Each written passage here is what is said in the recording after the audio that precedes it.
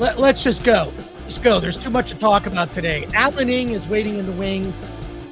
We're going to be talking about the Marvels. The Marvels is here. Alan and I went to a screening last night. I was not officially invited to this screening. I was Alan's plus one. And we're going to talk about it. Let's just get Alan in here because we got to go in raw on this. There's too much going on. Too much to discuss. Wait, where did Alan go?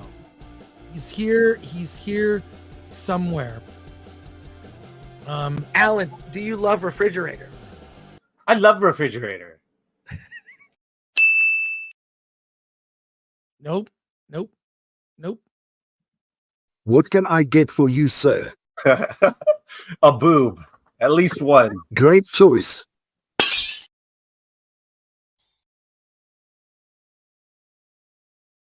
Alan!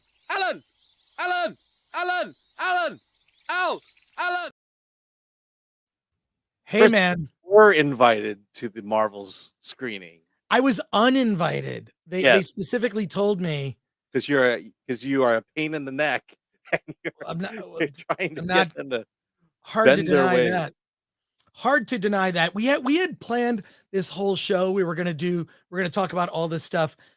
We need to talk about the Marvels, and we're going to get to it. There's a bunch of things I want to show you.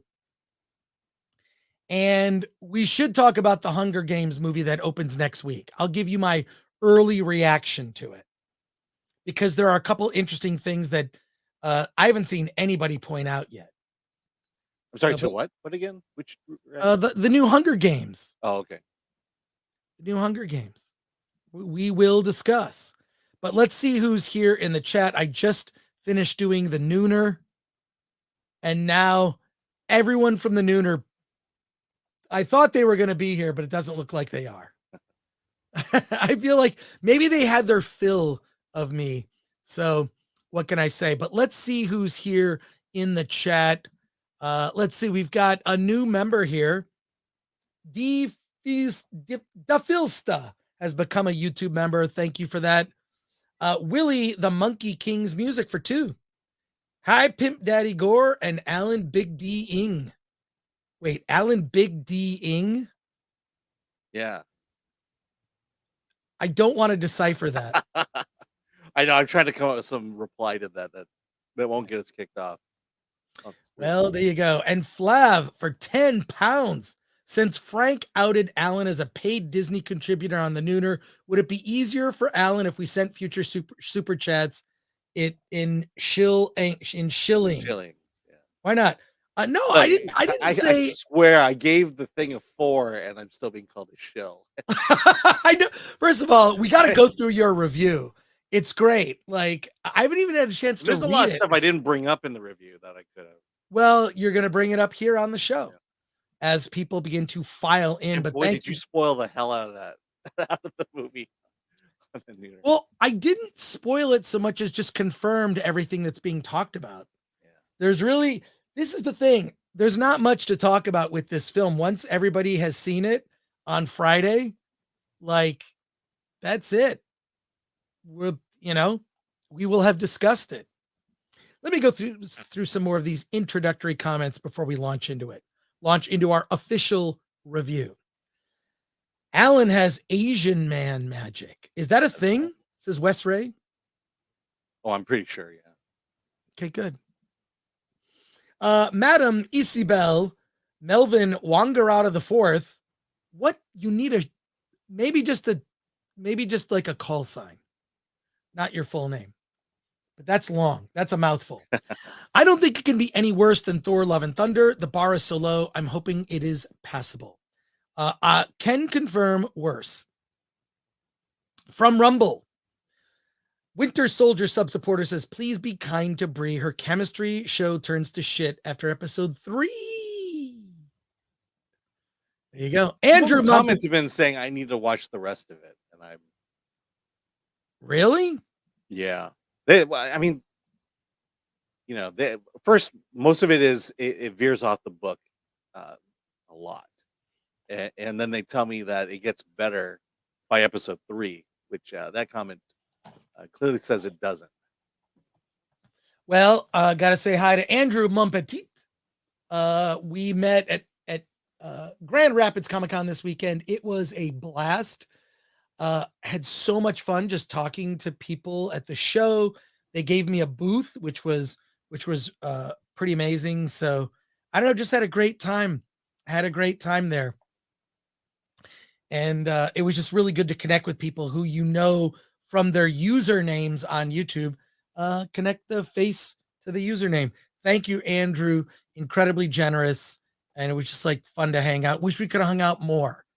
But what can I say? Next time I'll plan on staying a lot longer. I'll come in earlier. Thank you, Andrew.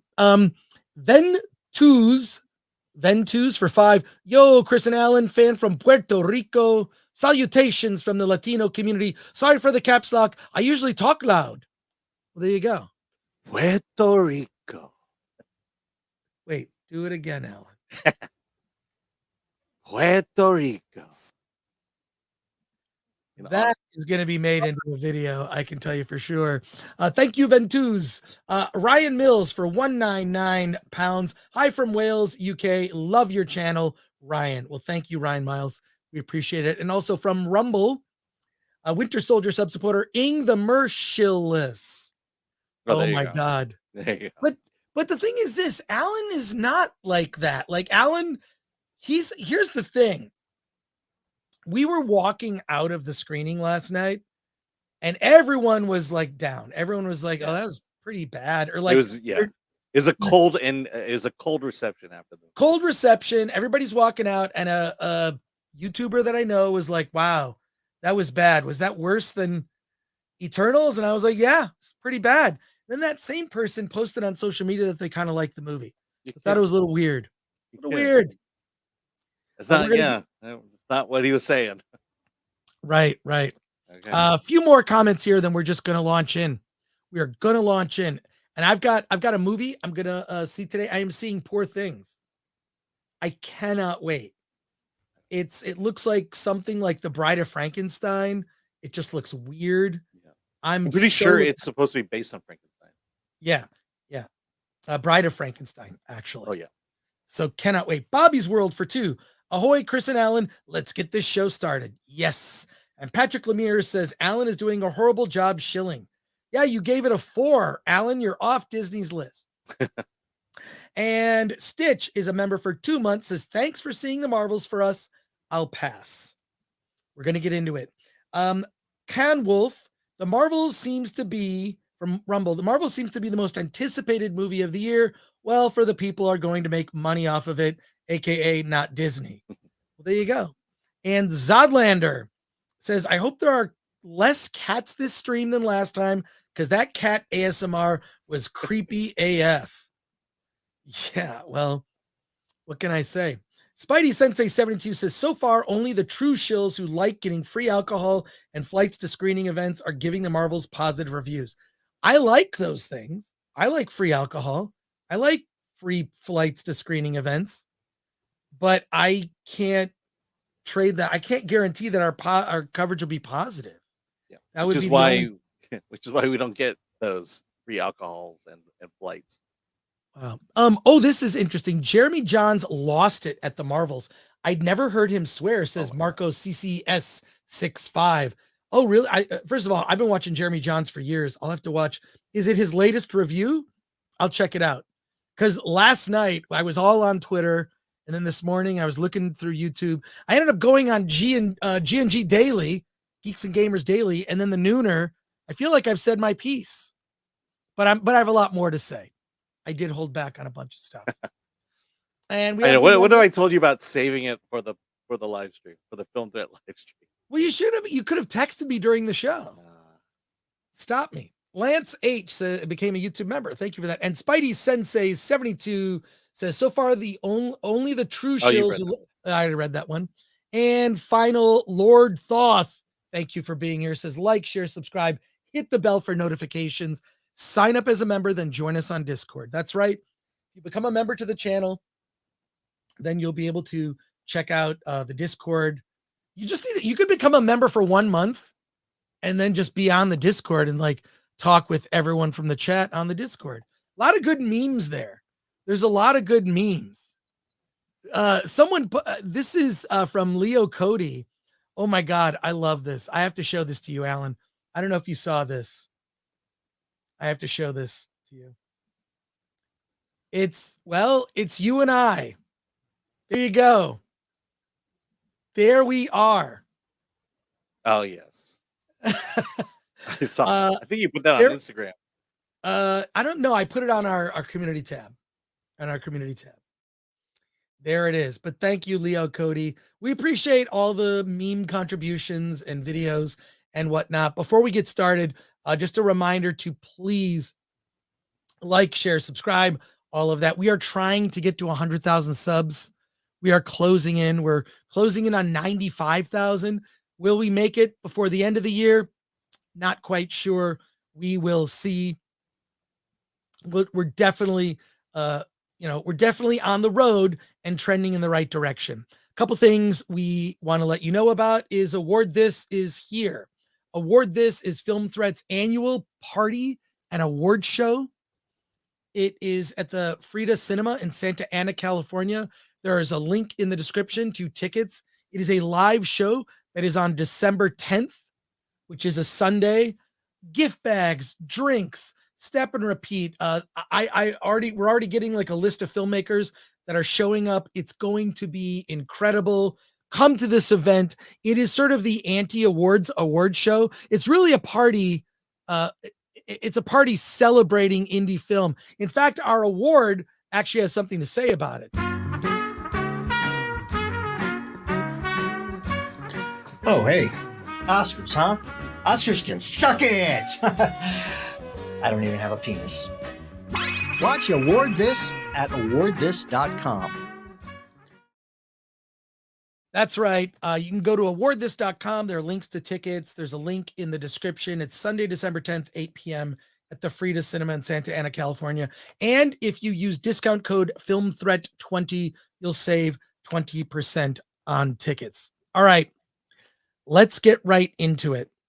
And before we get to our early review and reaction, because I'm sure you've been reading them all morning, I want to ask a question. I want to ask a very, very simple question. Has Disney given up on the Marvels? They did a premiere event last night, which was, by the way, it was last night they did the premiere event, Tuesday. It was at this dome in Vegas. It was a fan screening. Kevin Feige did attend, and I've got, there's a couple of interesting interviews I'll share with you. But not only did they do this fan event, so no fancy premiere, they also did the junket this past weekend. And I know some colleagues who cover the space who were at the junket who said that they did not get to see the actual movie.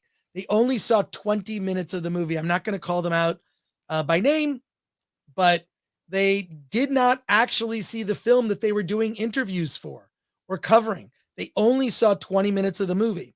Before we get to our actual reaction, Alan and I will jump into it. I just want to ask the question, is Disney pulling back on all the marketing and the spend? And the other thing that would indicate this to me, sort of the weird way that they're promoting this, I got this last night. I'm going to put myself full screen for a second.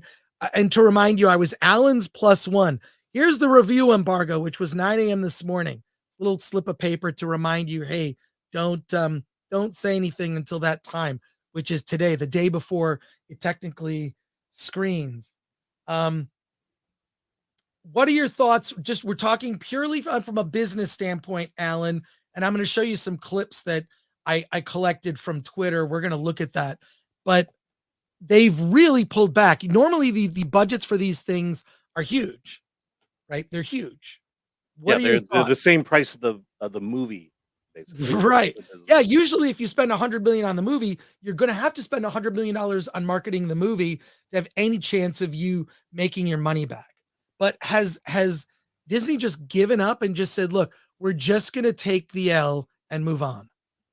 Yeah. Well, I mean, I told you this last night, but they basically strange world the Marvels. I think it was the smartest move. and I mentioned it several times here. Just stop spending money on advertising because you're just not going to make it back. You know, you're going to make more money just putting it in theaters, and just whoever straggles in, they can go and watch the movie, and you make your money off that. Because there is no reason to put a huge budget. That's why I thought the cat stream was brilliant, because they put very little money into it, and I think that cat stream did more to promote this movie than anything else, and so the ROI is quite high on that one versus other things. Versus the what was it, the escalator decals at the theater that we were at. Yeah, that was, I mean, that's pretty just, that's par for the Yeah. course, is posters and whatnot, but it really feels like there's not a lot of momentum behind this. And And there's part of good it is, reason why. yes. Yeah, it's a bad movie. Well, do you think, here's the thing, we've seen it and we're going to get into it when we get to our reaction and official review, but I wanted to talk about the business side of this. Mhm. And are we going to see lower budget Marvel movies? The reported budget of this is near $300 million. Not on the screen, if you ask me. Right. Especially when you look at recent films like The Creator. That The Creator looked way better than this. At least had a vision for what the look was, what the rules were, and the world. Look, that film was flawed on the script, but at least on the world building side, I think it did a decent job. Yeah. Well, I mean, if you're saying it's $300 million to make this movie, we're talking $3 million a minute. Right. I mean, that's, I think the one thing that the producers relish with the strike is the fact that they can just cancel everything and start over. Right. To reset and say, hey, we can't make $200 million movies that aren't going to make $200 million, $400 million. I think Avatar was your only exception to this idea that you can outspend, you can spend as much as you did, and with the possibility of getting it back. They've got to scale things back. It's got to get to the $100 million range for a Marvel movie, and I think the strike is an excuse for them to finally turn back time and do that. Well, let's take a look. Last night I was scrolling through Twitter, and I'm going to share screen here really quick. Of all the people who were at our screening, Yes, all the people that were at our screening. Well, it was weird because I did mention that there was someone that, as we're walking out, says that was terrible. I think that might be worse than Eternals. And then I saw later that person had posted something that I thought was kind of positive. So a little surprised. This is Kevin Feige at the event last night. I know we played a clip on the Nooner. I'm going to play this clip. I'm going to play what a great expression there. It's about 4 minutes. This is Kevin Feige at the fan event, which looked like, you'll see footage from it if you scroll into it. It looked really fun. It looked really fun. There were fans in cosplay. There was a giant cat projected on a dome. It looked like they had it looked like everybody there had a lot of fun. But let's see what Kevin has to say. And you're seeing this for the first time, so check this out. Wait. How you doing? This is pretty cool. Good, it's super cool. Yes. A flirkin on the sphere. A giant flicking flirkin. That's very awesome. A giant freaking Yes. flirkin. Okay, let's do a quick state of the union of the Marvel Cinematic Universe, because there's a lot of energy surrounding Marvel. There's a lot of headlines, things going on, things that might be true, things that may not be true. What can you say, trying to get you to summarize this in a soundbite, about the direction of the MCU and kind of your vision going forward? Is there anything you want to clarify? The Marvels comes out on Friday. Great. Finale of Loki on Thursday. Uh-huh. Those are two giant things. Those are two giant things. Those are two giant things that I like to look far, far ahead, which we can't talk about, and what's immediate. And he is literally there to just sell. The movie comes out on Friday. He just says there's a lot of momentum surrounding Marvel. No mention of the article in Variety that came out last week. By the way, I have a hard copy. Of this that was delivered. By the way, who did the cover of that? What's that? Do you know who did the cover? The artwork in the article is really cool. I don't know. Yeah. Gary Beekler requested that I hand this to him. I'll give it to him for a good price. A good price. Gary, I'll hold it for you. I'll hold it for you. But he's just there. Who else is going to sell this movie? They don't have the talent. Who's going to sell it? The director, right? But let's continue looking at this. This is kind of a long clip, but I think it's worth going through. You know those two projects that are being unveiled to the fans within 2 days represents about 5 years of work of about thousands and thousands of people. It's to true. me, that I'm sorry, I muted you. I'm listening to it in my headphones. 5 years of work. 5 years of planning to get to this. All right, let's continue. My favorite thing you always say, you're like, some people like to talk, me, not so much. That's true too. The final trailer came out for the Marvels, and it kind of threw the gauntlet. We see Tessa Thompson. We see another character kind of walk by, and everyone's going, Who is it? Who is it? Who is it? What's the top theory? Okay, my safety school is that I think it might be Maria, but my Yale or Harvard is that it's Storm. I've never heard that. Safety school or Yale or Harvard? That's interesting. Yeah, like you know when you're applying for colleges and you're like, I think it's probably this, but if it's this, I'm gonna. I don't want to say. All right, let's just go through it. Let's just go through it. We'll get to your comments too in the chat. Believe me. Lose my mind, but I don't want to. Yes. You know, it's. I did not apply to Yale or Harvard. I did not either. You heard it here first. But given that, what can you say about the Marvels' impact on the future of the MCU, the next phase? I mean, everything is a building block in the broader story. That's just part of the fun. But really, it's the fun of the movie. The movie has a beginning, a middle, and an end. Mm-hmm. And what Mia has worked on for so long, for so hard with Brie and with Tiana and with Ahmad. Oops. Hold on. You're muted. Yeah, I have to mute you. You're going to do that. You got to unmute me. Okay. Breaking news. Or you're news. going to mute yourself. Either way. I'm trying to control this. You can control. You got the mute. I got the breaking news. The movie has a beginning, a middle, and an end. The Marvels. Especially represents, as I said, represents years of very hard work. And it's this experience and the fun of this movie that is what I want people focused on. I remember being in Hall H a couple years ago, not the one I hosted, it was the year before that, where you said, okay, so you had all these announcements, and then you're like, and we can't even talk about mutants yet, but we will eventually. And now we're at a point where Kamala, we know, is one of the first times we hear the word mutant in the MCU. So I know you don't show your cards, but I know how much you love the freaking X-Men. Is there anything you can say about how delicate that is to you and kind of what the plan is? When are we going to hear something? I don't know if it's delicate. It's super exciting, but the X-Men are as solid and rich and great a concept and characters as exist. The return of the animated series next year, which we're very excited about. Yes. And I saw some new final episodes today, which really bring you back to that core of who the X-Men are and that soap opera that those characters represent. And then in live action, people will see, perhaps soon. Yeah, we've had a lot of new characters enter the fold since Endgame. We could sit here for hours and talk about every single one, but okay, so Alan, any thoughts on what we've heard, which isn't much right now? Well, I mean, I appreciate the fact that someone is asking him these questions, and and just going out there. She's being very kind to him. And I'll say this: after watching 3 years of White House press conferences, it's quite refreshing to hear at least, he's not outright lying to us. He's just beating around a bush, a very large bush, and beating it to death. But it's what I'm hearing right now is there's no vision of Marvel beyond this movie.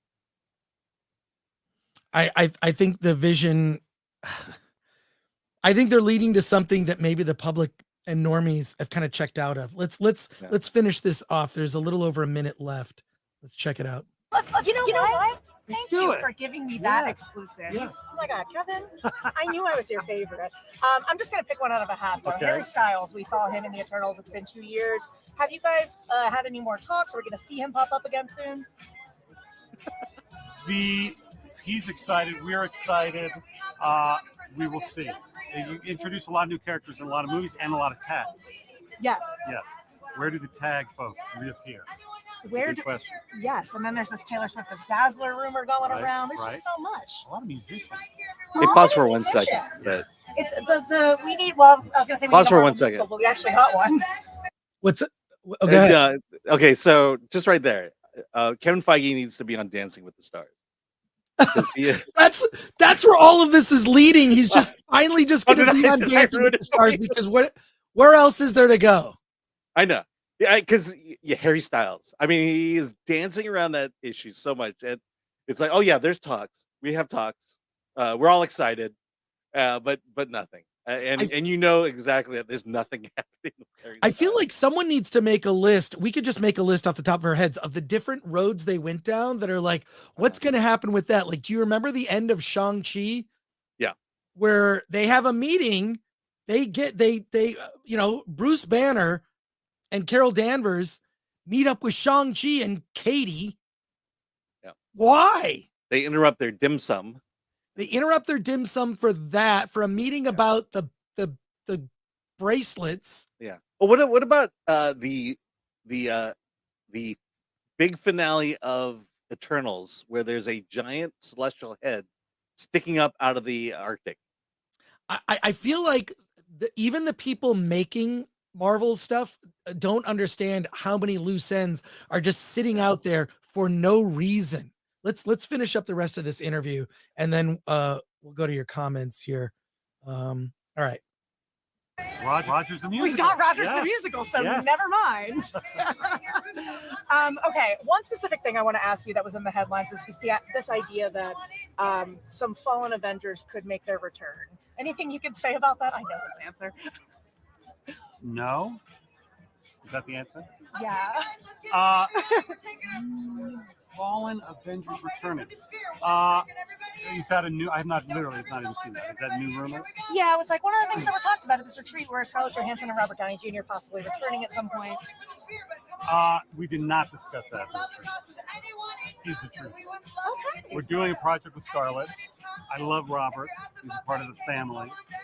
But in terms of returning, we'll have to see. Okay, my final question for you. What's up with the Star Wars movie? Is it happening? I know that's like, is it happening? Any Star Wars movie? Yours. No. Okay. Okay. Thank you. Thank you. Good to see you. He's kind of a terrible poker player. Yeah. You know what I mean? Yeah. I mean, it's kind of like, how much effort does he want to look into being, to being able to say the things he has to say without, because everyone knows what's going on. And the other thing is, if I didn't know better, and maybe I do, this sounds like a guy who may not have a job in a while. You think it's that bad? Well, I mean, again, there's, from everything he said, there's nothing that he's saying that's beyond Loki the season finale and this movie. He's not committed to anything. There's nothing he's committed to. The X-Men animated series, that's the other thing.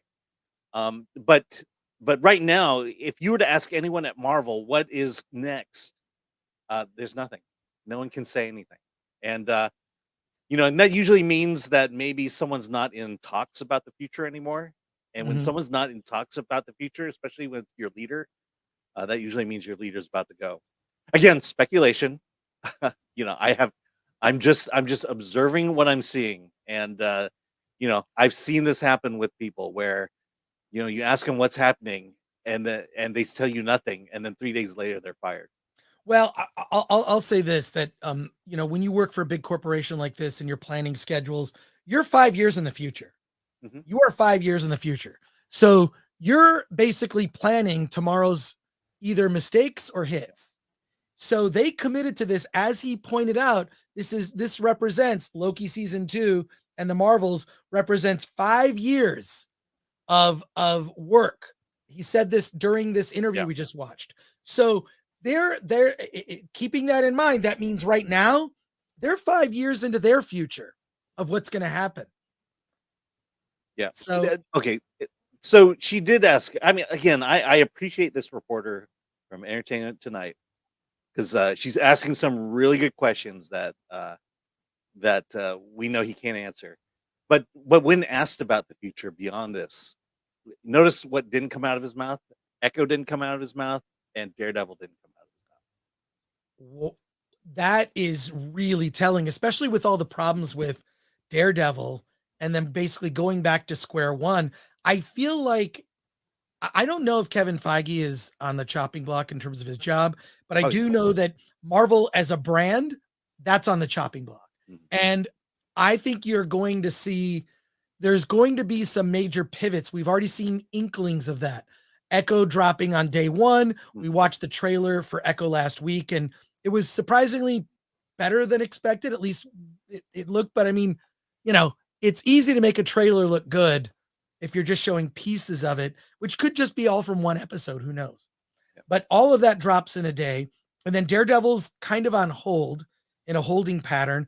And I also think no one brought up the name Jonathan Majors. Mm-hmm. She could have asked about Jonathan Majors and Daredevil. Jonathan Majors faces a year in prison for charges not just from incident in New York City, but incidents in the UK. So there is, and look, innocent until proven guilty. Where there's smoke, there may be fire. And right now, it's hard to take a look at what the predictions for the Marvel's box office is going to be and not be concerned, because it used to be that Marvel could throw anything at the wall, and it's like, can you believe this thing we tried as a goof became hugely popular? And now it seems to be the opposite of that almost everything isn't working or not resonating in the way that it used to. Final thoughts, Alan, before we go. Let me throw one other observation. Again, I know nothing. No one's told me anything. I'm just speculating. So, so I'm doing the dirt sheet thing here. I'm speculating.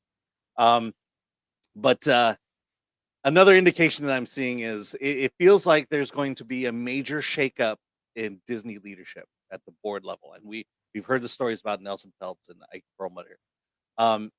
And usually what happens when there's a big shakeup, like a company's about to be bought or companies being prepped to be sold, is you shut everything down. And it sounds like Marvel may be in that position right now, where because he's not promoting anything, that maybe the spigot of money has been shut off at this moment until this leadership issue is settled one way or the other. And again, speculation. I don't know anything, but this is what I'm seeing and what I'm observing. Okay. Very interesting. Let's go to your comments and questions on this topic, and then we're going to get to our review. And here we go.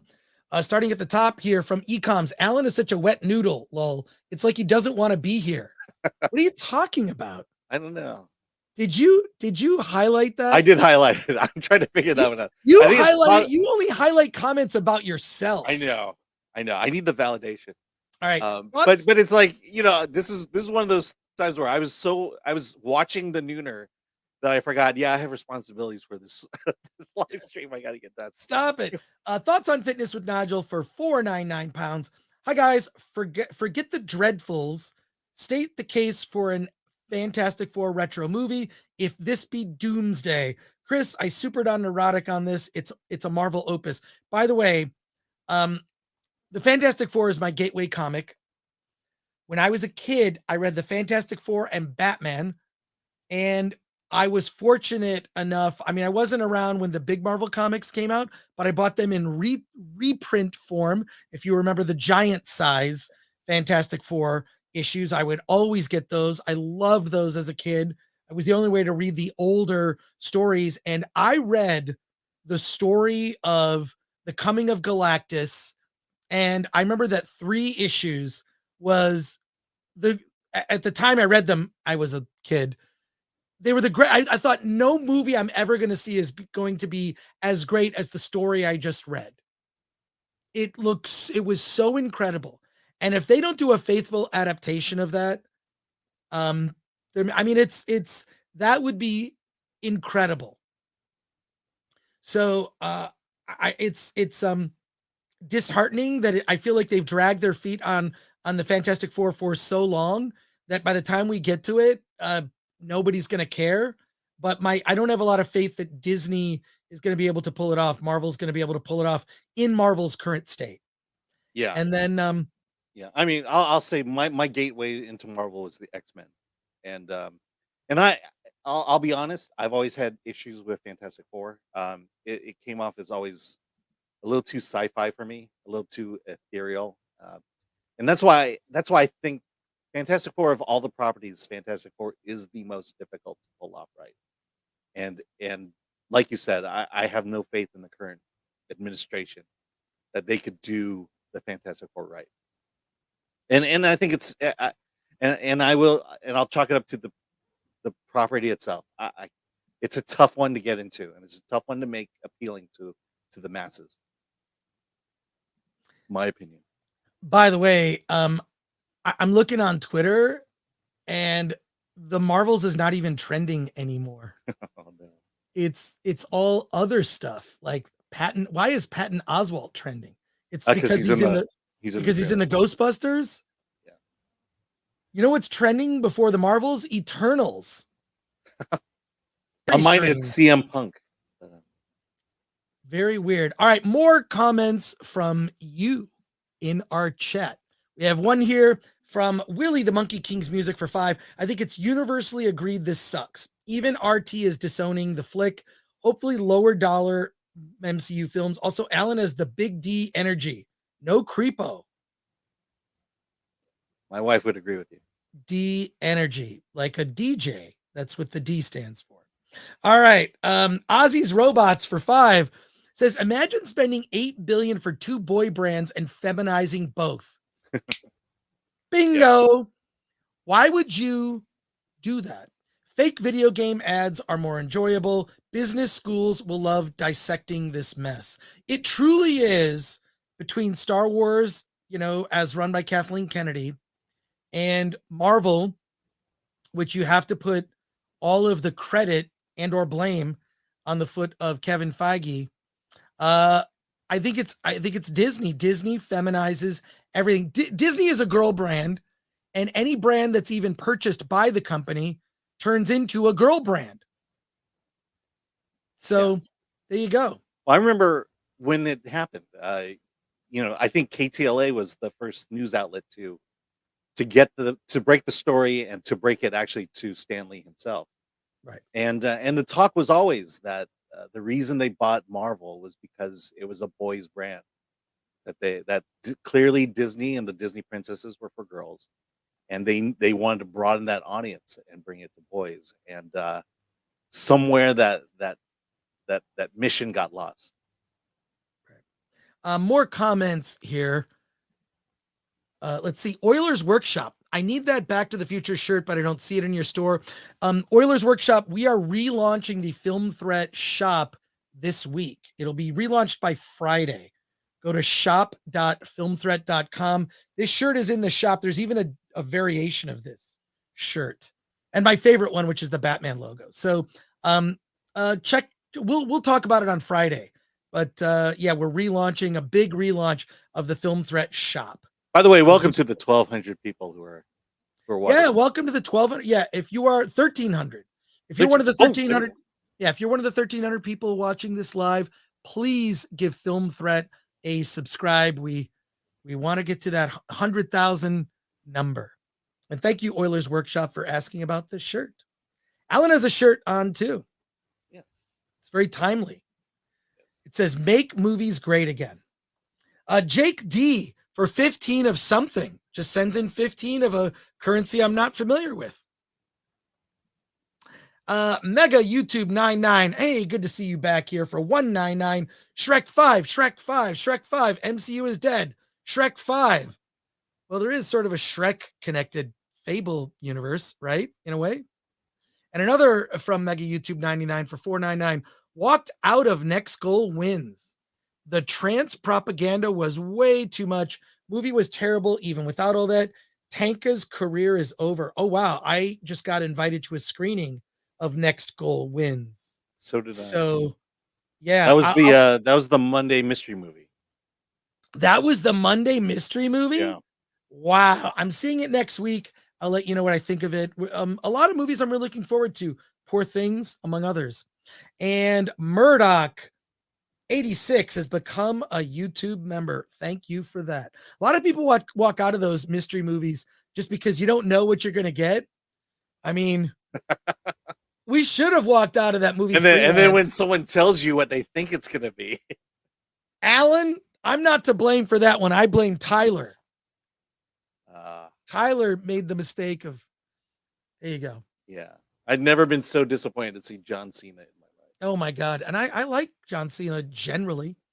We're going to go to the Rotten Tomatoes scores in a second, but let's get through some more of these comments. Ashley Williams, Kathleen Kennedy should take over Marvel. It'd be great. Well, in Marvel's current state, it's perfect for Kathleen Kennedy because it's a girl brand. Yeah. Star Wars is a girl brand. It's a lateral move. Right. Golden Spider Duck says that's code for Alan knows everything. And Geek Truth 64 says, I think Kevin doesn't care anymore.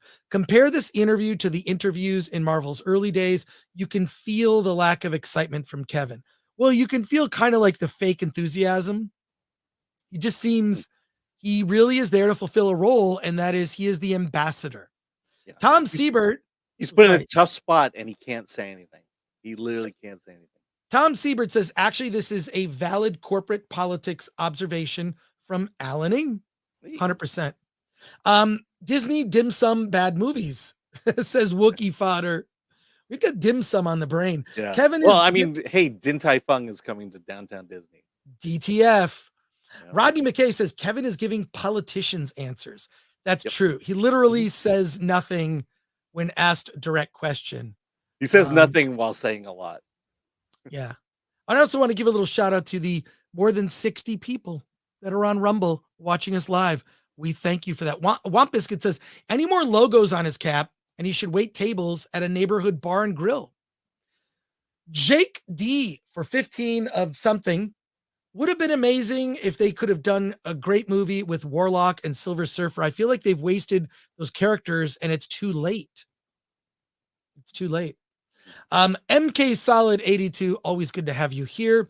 Chris, I loved Superman 4 as a kid, from John Cryer's crazy car to Mariel Hemingway being really sexy. Also, Nuclear Man, Gene Hackman, and Christopher Reeves rocked. Big thumbs up. Big thumbs up. Yeah, it ties into my take on the Marvels. We'll get to it when we get to the review. Right now, we're talking biz stuff. From Rumble, Winter Soldier sub-supporter Kevin Feige rocking back and forth, building momentum to run away. Also from Rumble, $8.24. When you need to premiere your film in Vegas to build excitement, your film is shit. Cider Feet, I heard your question and I'm completely ignoring it. That's like what a good politician does. JTP RX says 5 years of BS work. Also from Rumble, BMO sub-supporter, a lot of women are excited, but none of them are the audience. It does seem a little suspect here. So at least New Coke was a single moment colossal error, not the horrible grinding away of Disney's purchased properties, says Sean Hu for 742. I love that rhymes. Interesting note. Corporations are human, according to the Supreme Court. Corporations are people, which means they are capable of making mistakes. Let's talk about some big mistakes in corporate history. You pointed out, Sean Hu, New Coke. After New Coke launched, they realized they made a mistake. They got rid of it and brought back the old formula. Now, there's a lot of theories that that may have actually been kind of like their plan all along. A reset of the original. Right. So whatever, but corporations have made mistakes. Alan, you know more about this topic than I do, but I'll bring it up and I want to hear your thoughts. Do you remember when California Adventure first launched at Disneyland? I was there opening day. It was a colossal failure. It was awful. They had one thing I never saw, which was like a Tron parade or something. Anyways, it was like the reviews. I remember the reviews. This is in the 90s, and it was bad. California Adventure was just like got horrible reviews in the press when the press, I believe, was honest and gave it poor reviews. And you know what happened? Disney took the note. They went back, they retooled, they added new rides and attractions, and California Adventure, which serves alcohol. They don't serve alcohol at Disneyland, but they do serve it at California Adventure. I haven't been since 2019. Okay. Last time I went to Galaxy's Edge.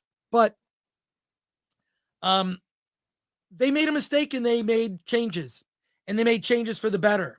And now, at least based, the reviews for California Adventure are generally good. They fixed problems. So it's not what's new is corporations making mistakes, and rather than saying this pivot hasn't worked or just making changes behind the scenes, they're basically just blaming the audience. And just watch. You can set your watch by it. The reason the Marvels didn't perform is because the audience hates women. That is objectively not true. Alan, but what are your thoughts on corporations making mistakes? Yeah. Again, you mentioned they're human beings. They make mistakes. The key, though, what happened with Coke here was the corporation was willing to fess up to that mistake. Yes. Understand that a mistake was made, pinpoint what the mistake was, and then reverse that mistake. That's not the feeling you get from Disney today. That the fact that they are more concerned about blaming us than they are about finding the actual problem. Of course people want diversity. Of course people want intersectionalism. Of course people want all that stuff. And so they lean into it. They're feeling like, maybe we didn't go far enough, and so we're going to lean into it more. When they should be doing, what they should be doing is talking to us and ask us a simple question of, why didn't you watch my movie? And then listen to our answers and then do the opposite. You bring up California Adventure. I was there opening day. And not only that, I showed up after work at 6:00, and I rode every single ride at California Adventure on opening day by 10:00 that night. I mean, that's how successful this was. I was one of the few suckers who bought the separate annual pass, so I could go to California Adventure for a full year, and I owned that park. Me and my wife, we ruled California Adventure for an entire year, and they realized their mistake, that was a mistake, and they incorporated California Adventure back into the main pass. I look, corporations at the end of the day, you can talk color and diversity all you want. The one color that corporations love is green, which is money. And you've seen in the past, and actually, I remember when the new Coke launched, they fairly quickly pivoted and they did this big launch, new Coke. It got a lot of bad press, and just in general, consumers didn't like new Coke. Basically, new Coke was Pepsi, is what it was. Yeah, I mean, it was response to Pepsi creaming them with the taste test. Right. And Coke thought that Pepsi was winning at that point, and they decided they need to replicate Pepsi rather than figure out why people loved the taste of Coca-Cola, even though it didn't have the sweetness that Pepsi had. I actually prefer Coke over Pepsi. Just my personal, It's my personal thing. Pepsi's too sweet. I'm gonna say that. But whatever. A lot of times you don't have a choice. Would you like Coke or Pepsi? You don't get a choice. Often it's one or the other. So, all right, more super chats here. They're flying in fast and furious, but in less than 10 minutes, we're going to go into our review. Here we go. More super chats here. Hello's ending for 5. Helio's ending for 5. To be fair, that interview had just as much meaning and substance as the plot in any Disney movie nowadays. Gridiron Masters for 2. There's no ideology to insert in Coke, unlike movies. Unless they'll find a way. There's a way. Unless there's a movie called Leonard Part 6 starring Bill Cosby. Look that up. There's like literally close-ups of Coke, bottles of Coke in the movie Leonard Part 6. By the way, that last comment about injecting the message into Coke, I'll just refer you to Bud Light.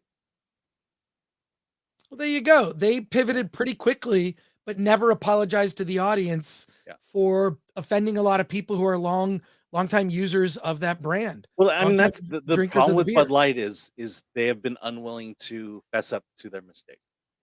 Right. And I think if they just went up and said, look, we screwed up and here's what we did, I think people would go back to Bud Light. But they're afraid of backlash on social media. Yeah, Murdoch Clown Penis 69. Clown Penis 69. That's Alan, probably. Murdoch 86, who's a member for 5, says, Chris, I'm so bummed I missed you at Grand Rapids. Please come back home soon. Alan, we love you. That is all. Well, thank you for that. I will be back to Grand Rapids. I already spoke to the organizer, and I really want to thank everybody at Grand Rapids Comic-Con, including Aaron Greer, who gave me this amazing signed poster for his web series, The Watchers. I have to show this to you right here. It made it through my luggage. It's a web series signed by the entire cast. Aaron Greer. I met him and his lovely wife. Aaron was so generous with me. So thank you, Aaron. It was we literally had a 3-hour drive in the car and just talked the whole time. We should have recorded it. But everyone, I will be back to Grand Rapids. Michigan is home for me. So I'll be back. Rudy for 5 says, Alan is a wet noodle, but in a good way, like garlic noodles. Appreciate you both. Looking forward to Godzilla. Going to see it on my birthday. RIP Disney. I'm actually seeing Godzilla on Wednesday, November 29th. There is a fan screening at the at AMC Burbank, AMC 16. It's at 5 p.m. I'll be there. Wednesday, November 29th.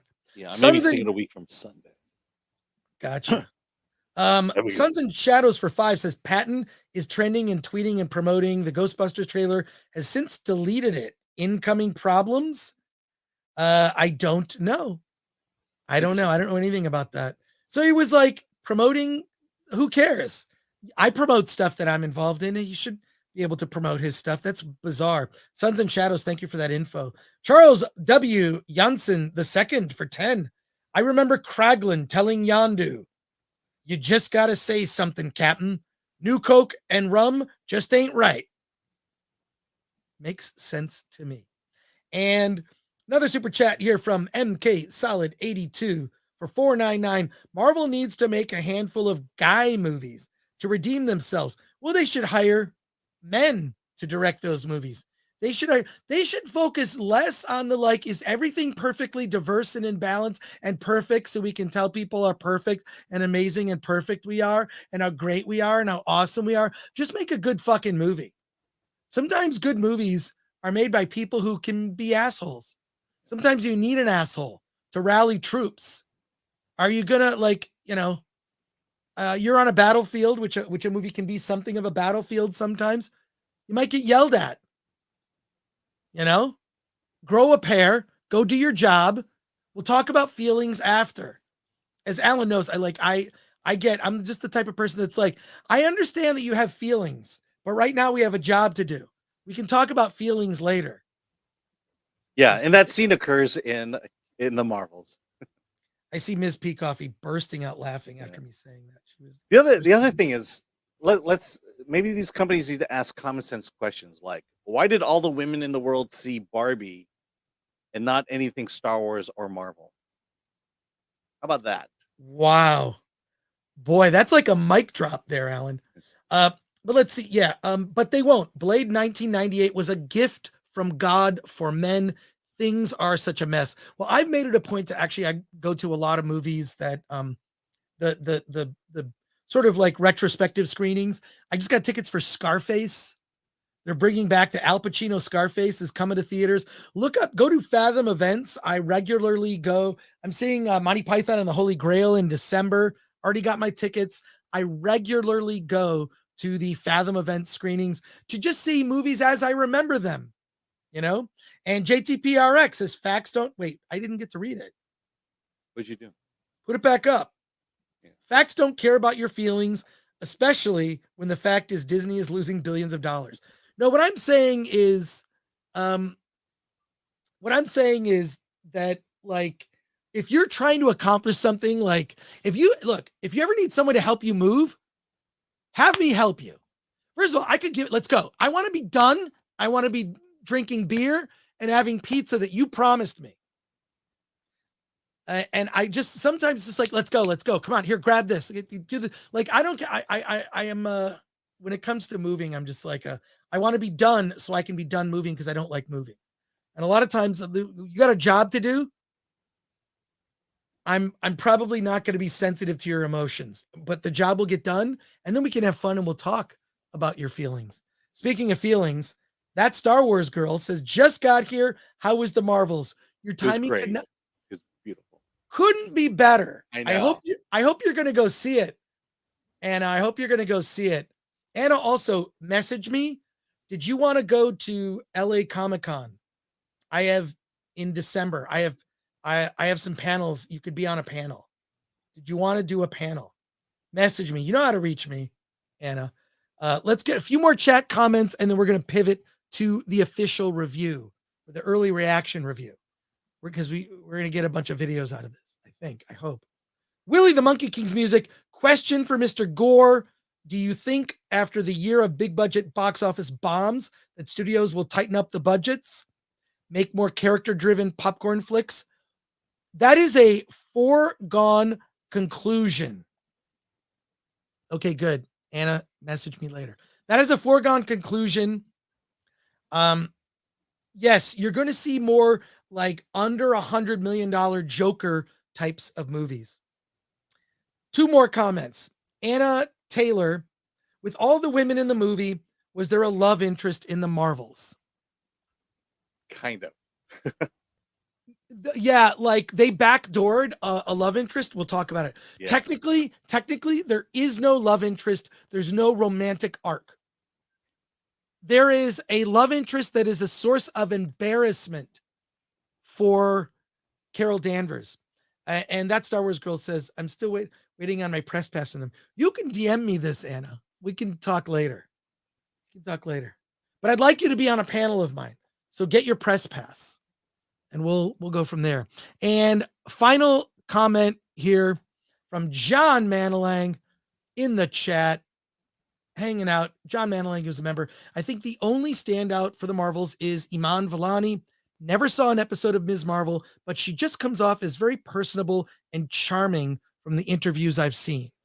She is a standout. She's a standout. She is genuinely likable, but like sometimes a side character that is comic relief, if they get too much screen time and every time they turn up, there's a goofy quip, it wears thin. I'll say this about her. I think the reason she's likable and people like her in general is she hasn't been Rachel Ziegler yet. You know, that's true. No one has gotten to her yet, and so she's just being her true, authentic self. And sure, I'm sure she's pro girl power, but at least she's not annoying about it. And there doesn't seem to be a political bent coming out of her at the moment. Nope. And just want to thank Thanato4ic for 199 and being a member. Thank you, Thanato4ic. And final comment here. Lovecraft PI for 5. Been a long time fan since your Film Threat magazine days. Still have some original issues. Keep up the fight for indie films. But I'll say this, after the Marvels, we're definitely going to be discussing more indie films because it's going to be thin for the rest of the year. We've got Aquaman 2 and a couple of other big movies, but it's the Willy Wonka movie.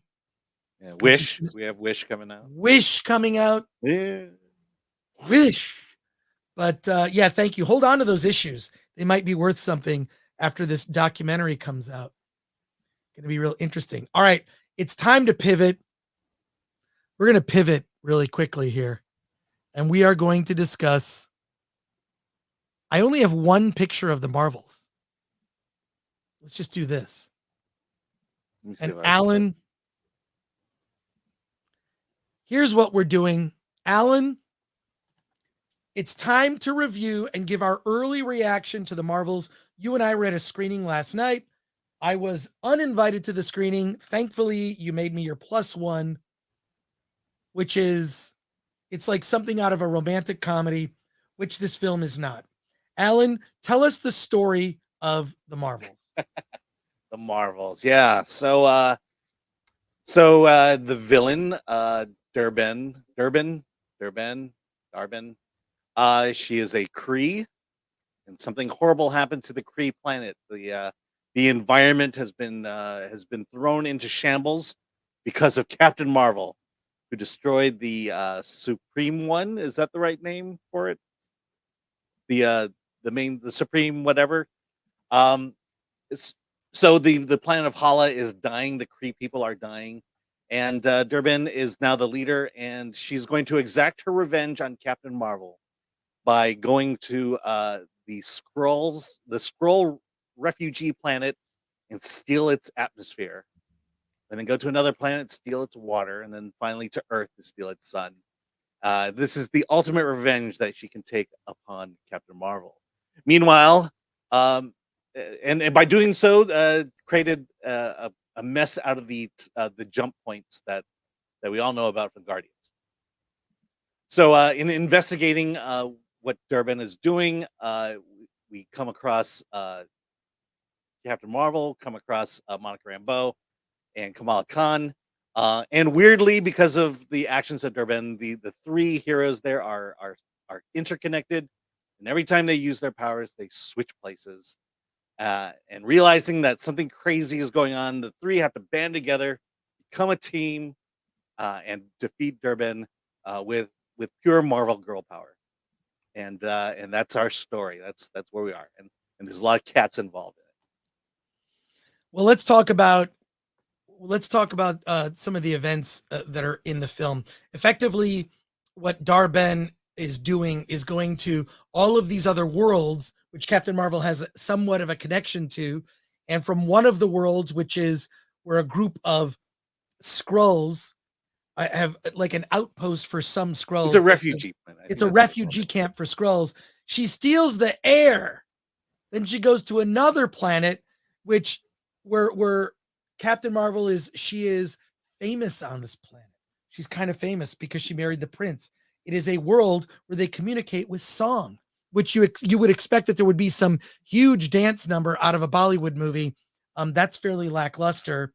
And she meets the prince, but they're not romantically entangled at all. But they're married. They're married, but she doesn't really. It's really a marriage of for political convenience. It's almost as if you were actually married to Captain Marvel. Yeah, exactly. Just as cold as if you were actually married to Captain Marvel. And so then they steal water from this world, and then they go to Earth to steal the sun. This is real, folks. This is real. And at every level in which you could judge the film, from the writing to the acting to the chemistry between the characters, is just lackluster. And I think I made this comparison, and we'll go into more specifics, but I want to give a comparison here. The movie Superman 4: The Quest for Peace is not a very good movie. Bad blue screen, bad special effects, terrible story, terrible script. It was the fourth Superman movie, and it was just bad. Having said that, it has actors and characters that I really love. You know, Christopher Reeve as Superman was born to play Superman.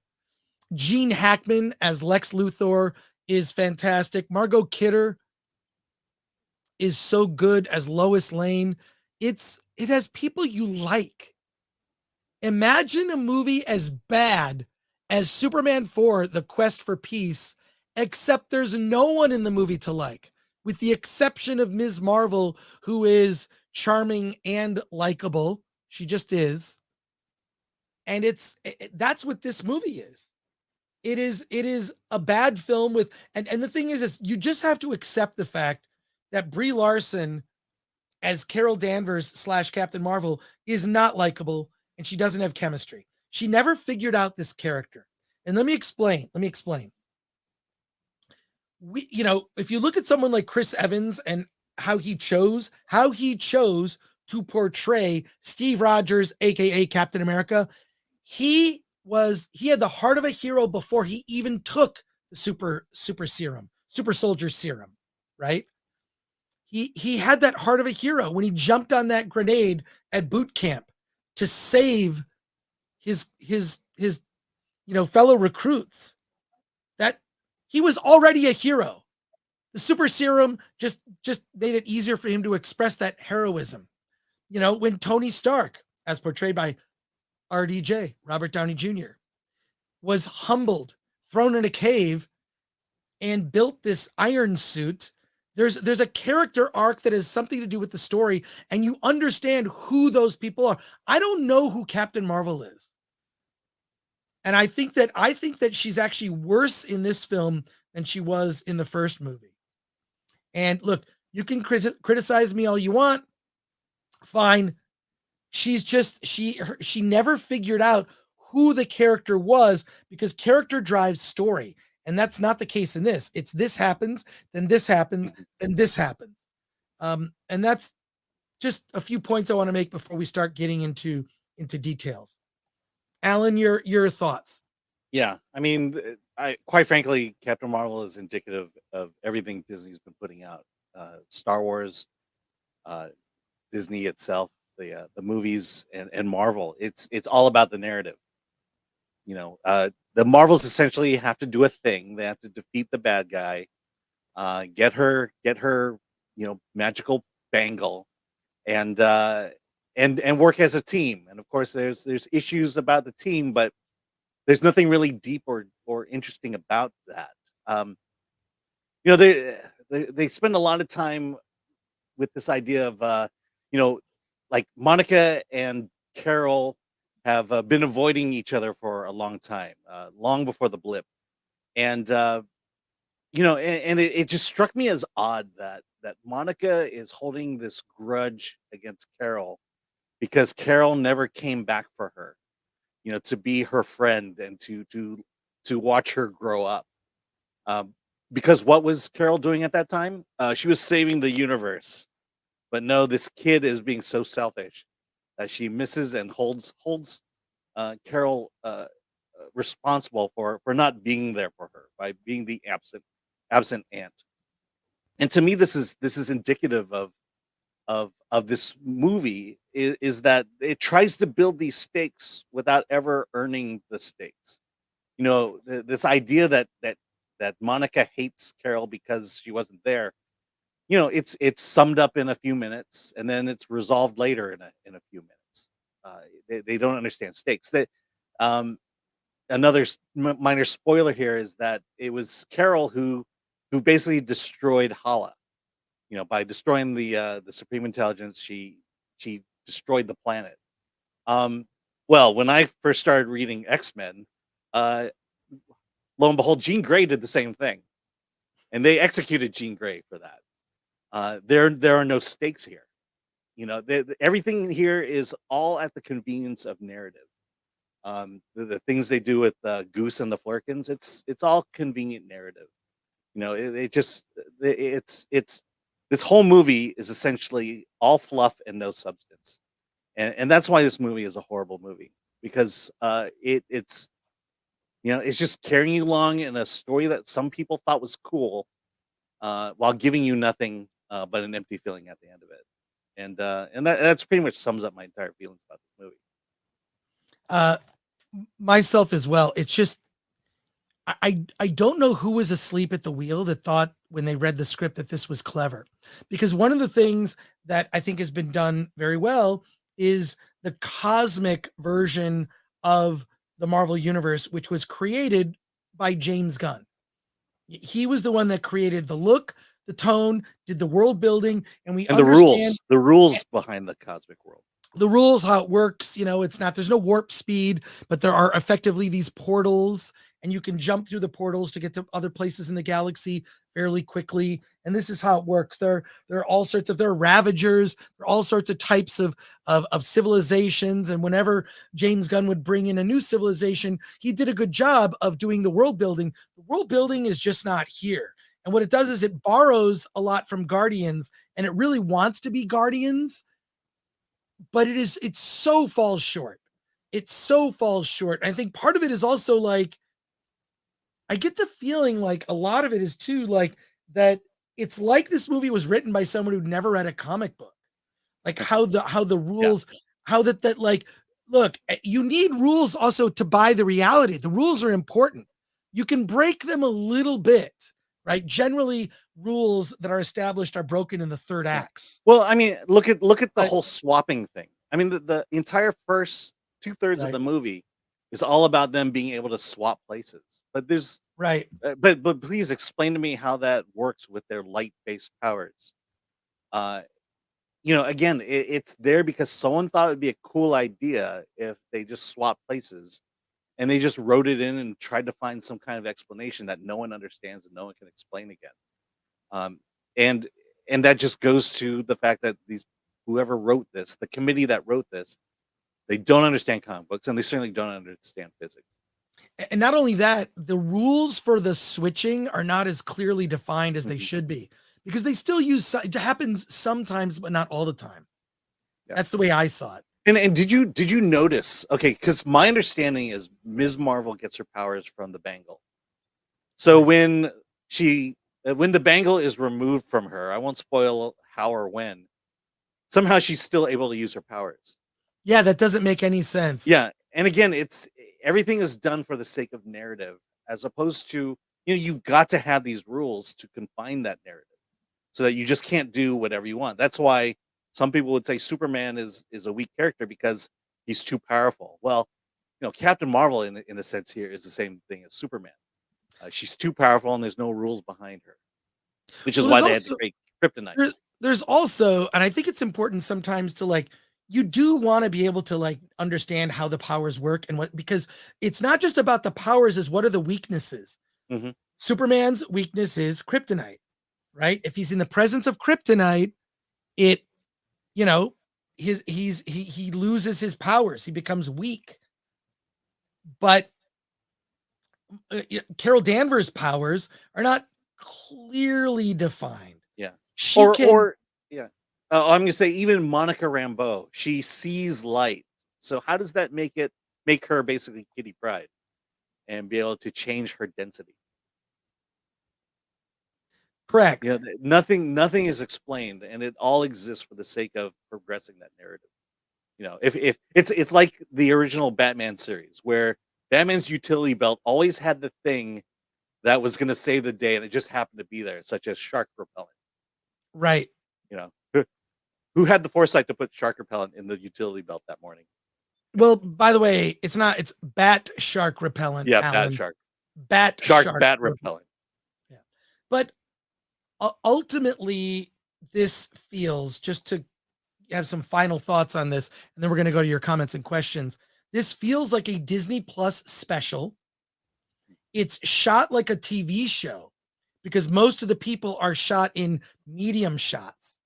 There's a sequence where they go against Dar-Ben, and looks like it's on the set of some laser tag place in some black room. Do you remember the scene? It's in the trailers, and you're looking at that. It's like, it could not be any less interesting than that.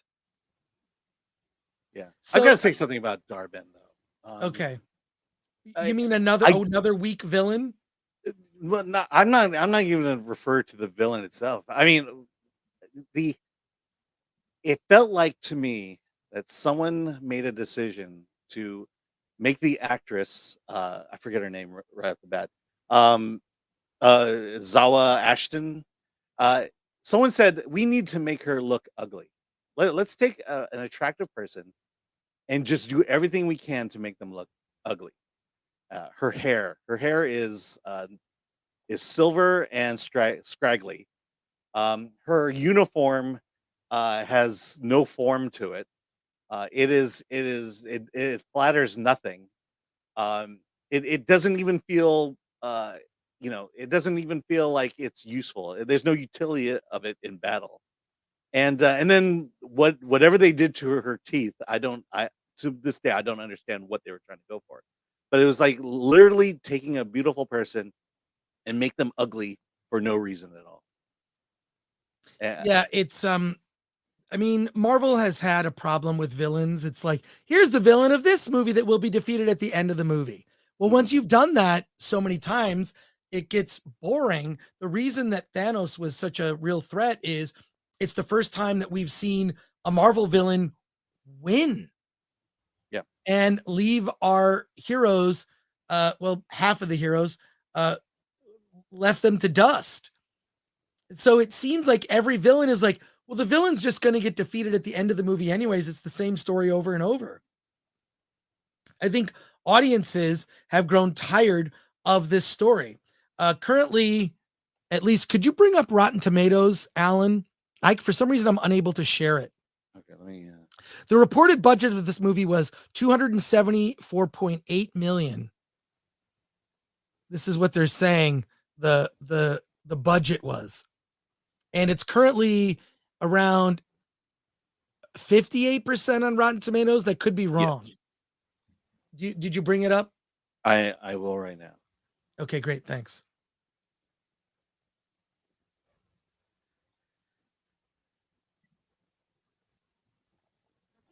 Yeah, my computer's running slow. It's all good. It's all good. We're gonna go to your comments Okay, in just a second. Right, there we go. 58%. 58%. Well, that's up from this morning where it dropped to 52%. Now it's up to 58%. Yeah, I think earlier on Twitter it was at 69 reviews, and that was at 54%. Yeah, well, it's really frustrating how. Let's take a look at some of these. These are the top critics, and I see a lot of green. From Mike Ryan from Uprocks. Even though there are some fun scenes with the Marvels trio, I'd be hard pressed to recommend this to anyone who isn't an MCU superfan. There you go. I mean, you're gonna recommend this to an MCU superfan. All right. We can read more of these. I want to hear what you have to say. So let's go to comments and then we'll pivot back to this. So save this for the moment, Alan. Yeah. Let's go to our members in the chat here. We've got some super chats, some other comments. Oops, sorry. Creative 24 says, I saw my big fat independent movie. It has aged well. Definitely couldn't make that today. I wonder if we will see another generation of auteurs like the ones you parodied, says Creative 24. Thank you for that. I appreciate it. I am working on a Blu-ray special edition release of that film that I did back in, 2005. So there you go. Thanatophoric for 3 says nothing. But thank you for that. Thank you for sending in 3. Charles W. Jansen for 5 says, stealing the atmosphere and air, Spaceballs. There goes the MCU. Yeah, it was pointed out that that's like a story point from Spaceballs. It's pretty bad. Yeah, I know. Someone else pointed this out. Bush and Ryu Cat stealing a planet's atmosphere. Wow, I got to tell Mel Brooks about that idea.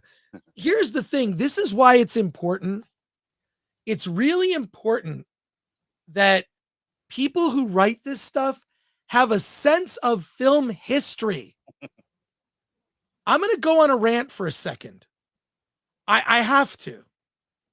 I have to go on a rant about this because it's too important. Okay. So it's your just rant back then? Watch me, Alan. Here we go. A freaking IKEA chair. Details, when it comes to genre stuff, details matter. It is important that when you're even critiquing film, there are 3 things that you need to have. 1, you need to have passion. No shortage of that. If you are writing about film or you're talking about film, you must have passion. The second thing is you need to have at least some grammatical skill. I think that's important if you're going to write reviews. And even if you're going to talk, you should be well spoken. And the third thing you need to have is a sense of film history. And that means you've seen a lot of movies, going back to when movies were in black and white. And it is in particular very important that if you are going to attack a project as monumental as something like the Marvels, that you have some sense of the history of these characters, that you in some way honor the legacy of these characters. And what I find really frustrating is that the current shepherds of these characters in the Marvel Cinematic Universe not only seem ignorant of what these characters, the different incarnations of these characters, their origins, but also just in general, not knowing genre films, whether it be sci-fi, fantasy, horror. I think originality is key. I think that's part of the reason we go to the movies, is to experience and see something we've never seen. But when something like this ends up being so derivative, when the plot of the Marvels is effectively just lifted from Spaceballs, I mean, it's a sad state of affairs. Know your film and pop culture history. A freaking IKEA chair. Well, there you go. There you go. Yeah, you and I were at the reopening of the Egyptian Theater in Hollywood. Yeah. And one of the things that's going to happen there is not only is Netflix going to show all their stuff at the Egyptian, but on weekends they're going to show classic movies. And while watching their documentary about classic movies, it just dawned on me that, you know, where has the great storytelling gone? You know, and why is it that we have to go back to the 50s and the 60s to see what great storytelling used to be, or a time where people cared about, you know, story so much that you know, that it made epic films and epic movies feel even more epic. And it's just telling that people, you know, the idea of having to go to the past and watch an old movie is an anathema, and that somehow modern storytelling does it better. And I hate to say it, storytelling hasn't progressed; it's degressed, it's devolved. And I appreciate the Egyptian theater going out of its way to show old classics on a weekly basis. Yeah, I mean, look, I've been taking the time to go to a lot of these like Fathom events just to re-experience certain films in theaters, and it's just important to learn that. And I feel like this is a modern viewpoint that film history doesn't matter, and that a lot of people are like, and this is actually, you know what really infuriates me is when they remake a movie from a major franchise and they don't even retitle it. They just call it Halloween. Or Mean Girls. As a way to supplant the original movie, because maybe some things happened in that movie that were problematic, because PJ Souls took her top off in the original Halloween from 1978, which I saw. And all I can say, I can't really, I mean, I let Alan speak for himself. Yeah, well, What can I get for you, sir? A boob. At least one. Great choice. Why did you show that? That's crazy, Alan. Because it's true. It's true. I mean, granted, you didn't see a whole lot of that in the 50s and the 60s, but and look, I mean, you know, we just got through reviewing Ahsoka, you know, every episode. I can't believe we did that. But in that show, it's been pointed out that Treasure Planet, a Disney animated show, is where so many ideas were lifted for Ahsoka. The whole idea of space whales going through space, the idea of which actually I feel was organic to Treasure Planet, has no place in Star Wars. I think it's a stupid idea. The idea of like this little artifact that spits out like, you know, a light map or whatever, like that's also in Treasure Planet. There are a lot of ideas from Treasure Planet that were lifted for Ahsoka. Again, sometimes you know your history, but maybe the whole idea is come up with a new idea. Come up with a new idea. Or even better, study the masters of the past. Right. And then put your spin on it. That's how you modernize these things. You understand why these things worked back then. Right. Why storytelling like that worked back then. We're going to, on Friday's show, we're going to get into more. We're going to go take a deeper dive and do full spoiler on Friday, because you will have been able to see it, even though a lot of the spoilers have been ruined on Reddit. But what are your final thoughts? By the 10 of the 1,600 people in our audience who will see the movie. Right. We want to hear from you 10. Yeah. Well, final thoughts before we go to your comments, go to your super chats and comments. Alan, final thoughts to our early reaction to the Marvels. You gave it, and I'm going to bring up the review. You gave it a 4 out of 10. Yes. So I want to go to it right now. Yeah. And, I was kind. I think you were being kind with the 4 out of 10.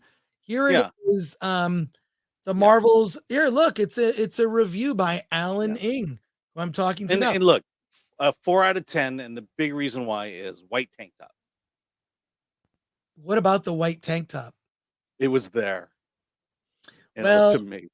You gave it a 4 out of 10, and I think that's kind of where I'm at. Maybe more like a 3 or a 4 out of 10. Yeah. But it is in my mind, this is the worst film that Marvel has made. Yeah, it's almost as if phase 4 and 5 is leading to this. And, right. And that while phases 1 through 3 built its way up to the top, phases 4 and 5 built its way to the bottom. And mission accomplished. Yeah, definitely mission accomplished. Good job, Marvel.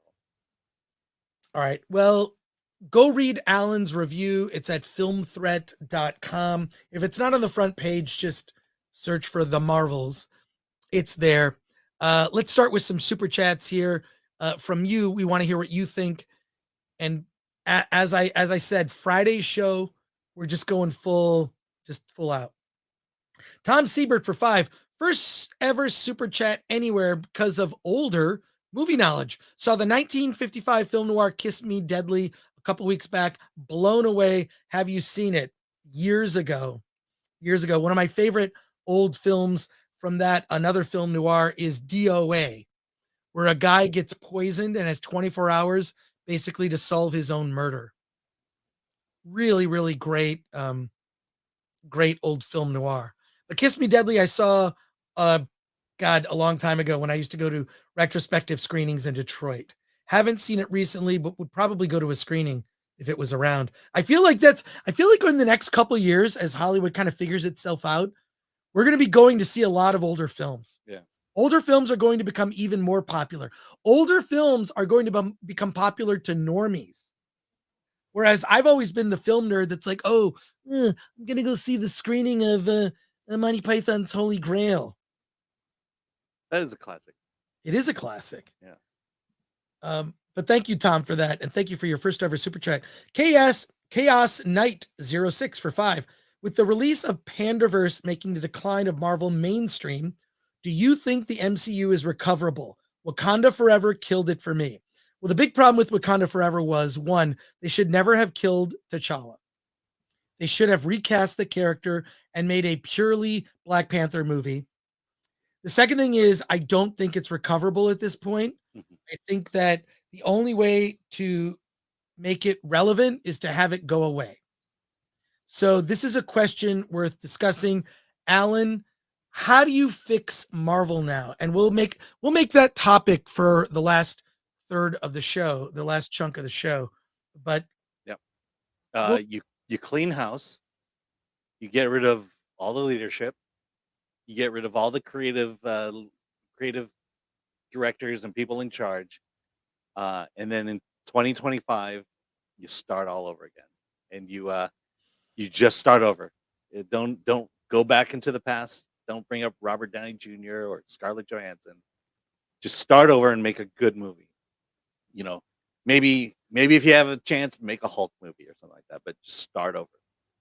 Let's oh my God, this is funny. Bobby's World for 2 says 4 out of 10. Alan is a Marvel shill. Can't win. And then Dale Talsma, who's a member, just sends in 5 supporting the show. Thank you for that. Jade Scott for 10. Disney smells funny. Interesting take. This is I was just to say, Lord Thoth, start with the Fantastic Four. Yeah, maybe that's a good start. Well, I think that what you do is you make it go away and you make a period films. Yeah. Big Worm for 5 says, Hail, just got here. I advise everyone to read Alan's review on Film Threat. Great stuff. Opening and closing are top tier. Live long and prosper. And may the force be with you. Yeah. Big Worm. By the way, how about not create a universe? Well, why not just tell stories? Yeah, I mean, the connectedness of the Marvel universe, which actually technically isn't original, but was never done to this on this scale before, or with this kind of success before. You know, like, I mean, the Universal monsters were all connected. Mm-hmm. Do you remember when they met Abbott and Costello? I do.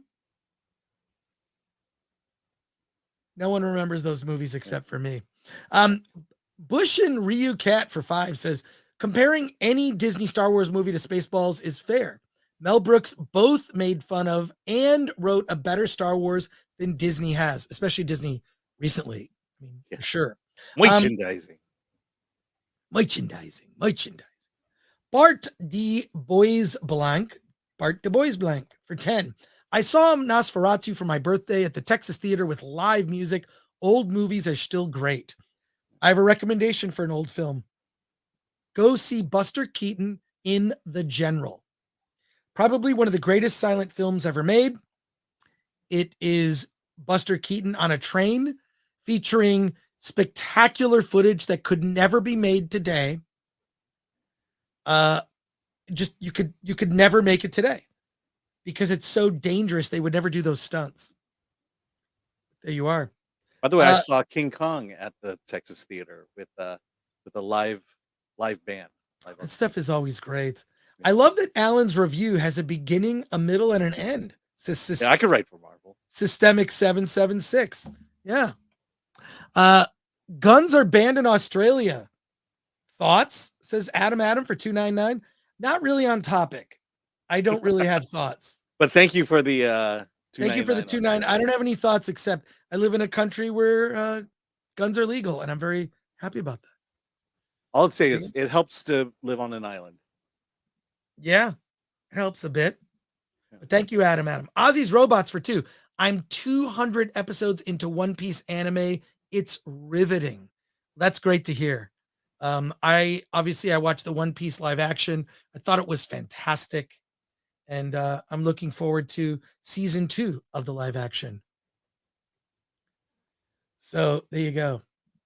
Thank you, Ozzy's Robots. Leandro Maderos de Souza. What? A period film? Was that a joke?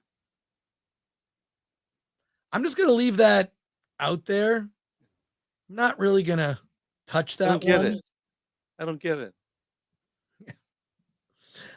Scott McKenzie. Hey, Scott. Good to hear from you. For 5. Thanks for your sacrifice of time and excellent review.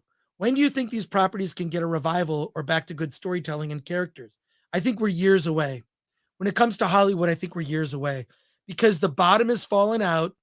They've seen that most of the audience has left, and it's almost, I mean, it's going to take middle management and people at the top to really say, we need to make these properties for the audience. You know, we've got to make these for what the audience wants to see. I just think it's pretty basic. Well, Alan, I mean, look at the death of comic books. Who are they blaming for the comic? Right. Dying? They're dying. They're blaming us because we won't buy their crap, and so therefore we're not interested in comic books anymore. Right. Yeah. More comments here, and then we're going to pivot on our topic. Thank you, Scott. Charles W. Jansen, the second for 10, grew up with a 35 millimeter theater in Dad's house. Oh my God, you are lucky. Had Laurel and Hardy, Abbott and Costello, King Kong, Ben-Hur, Tora, and more. a cinephile because of that. Love those movies. The General is brilliant. See, someone who's seen The General. Someone who has seen The General. Oh my God. And did I get this one? Quick shout out to Thanatophoric for 3. Thank you for that. I think that came in later. Okay, cool. All right, but we're going to pivot topics here. We're going to switch. We're going to go to a new topic that is related. We are going to talk about the Marvel's fallout for Marvel. Okay. What is the fallout? And thank you, Ms. P. Coffee. Over delivering as usual. What is going to be the fallout of this? And we're going to talk more on the review, but the reviews for this film are not surprising. And you're seeing people who have genuinely been or generally been big supporters of Marvel that are even it's hard for them to thread the needle to talk about how fun it is. But what is going to be the fallout of this come next week? And we will talk about the box office next week. What is going to be the fallout, Alan, from all of this? That's a good question. What's the fallout? I mean, if you're talking short term, we'll be talking about it for another week, and we'll not be talking about it again. That's what I think too. Based on seeing the film, it's like, wow, there's just not much to talk about. The big story is going to be that this film bombed. A lot of people predicted it. That won't be a story, but we'll more than likely talk about it. And then that's it. How do they react going forward? Also, how quickly can they react? If this was 5 years in the making, so 5 years ago, in 2018, they were planning to get to Loki season 2, which tied into the Marvels. 5 years. So what's on the drawing board now for 5 years from now? By the way, do you remember what was the original release date of the Marvels after they moved it several times?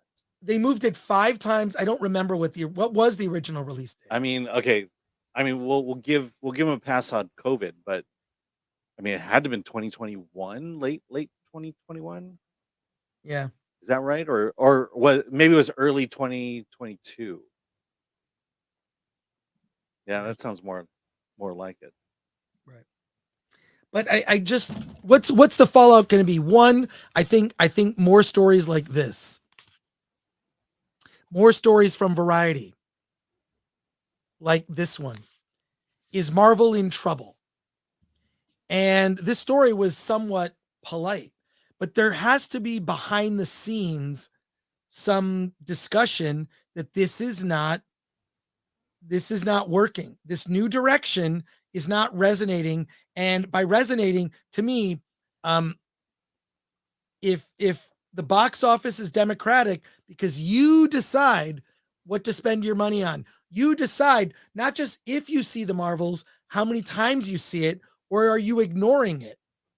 Why is most of the audience checked out? So, yeah, Alan, your thoughts? Well, why is the audience checked out? Is that yeah, like if the audience look, the box office comes out, it's going to be a disaster. How is Disney going to respond? How is Marvel going to respond to this? And also Disney, because they're in trouble. Yeah, they're going to blame us. They will absolutely. I mean, we've mentioned this before. I honestly believe they believe they're doing the right thing, and that the toxic internet fandom is ruining them. And if we would go away, people would feel freer to watch their products, not realizing that everything they do sucks. I get zero indication that anyone knows what's wrong, except us. It's not even this whole idea of diversity and race swapping and gender swapping. You can do that. There are ways to do that and do it right. But when you do it for the sake of doing it, that's when you run into trouble, and that's what they've been doing for what? But since Captain Marvel came out, and I get no sense at all that anyone knows what they're doing, or is willing to come to the truth and say this is what we've been doing wrong for the last 5 years. And that's ultimately I think what I want to see is someone in Disney saying we've been going down the wrong direction for a very long time, and this is the direction we've been doing, and this is why it didn't work. And until that time comes, I have zero faith in the Disney company to do anything right in any of their brands. Ultimately, and I have to credit Mahler with this, who said, how will we know when it's over for Marvel? When they bring back Captain America, Iron Man, and the original Avengers and make an original Avengers movie. What this movie sets up is it sets up a multiverse storyline where we're gonna get a Kang story at some point, right?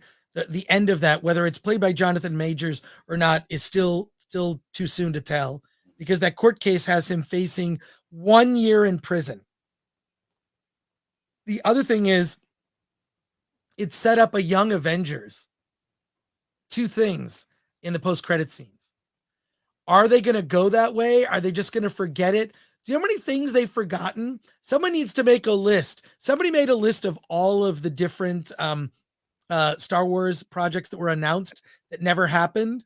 Somebody needs to make a list of all the loose threads that Marvel has just conveniently forgotten about and not followed up on. The list is long. Yeah, and growing, and it exists in every film since every film of Phase 4 and 5. It does. Every film in Phase 4 and 5. We'll make a list on Friday.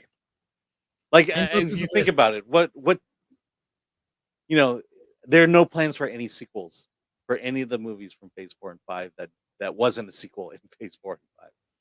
Eternals 2 is coming, Alan. Yeah.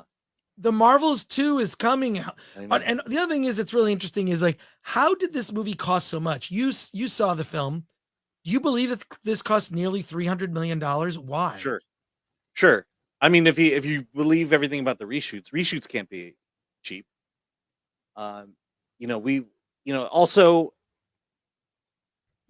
talk about the money. I think, what is it? The best way I can say it is, I think they were given a big budget and they spent it on the wrong things. Right. Actors is one of them. I think actors are severely overpaid, and they're not getting the return on that. And I think actors, because in the past they've been paid so much, it's hard to pull it back and say, hey, we're no longer going to pay actors $50 million for a movie anymore. This is, I think this is a lot of what this strike is about, is resetting all that and saying, we're not going to spend this kind of money.